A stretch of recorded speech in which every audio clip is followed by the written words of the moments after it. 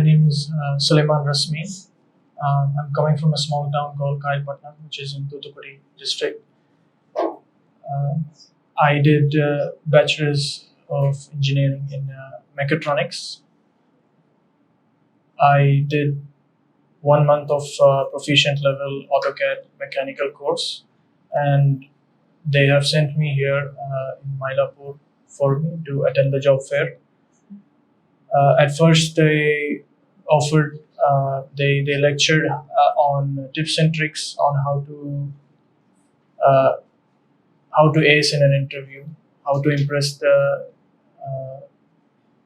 the employer. So after that, they took us to another place, and that's where my interview was, and I got selected. Fortunately, I got placed in ZF company.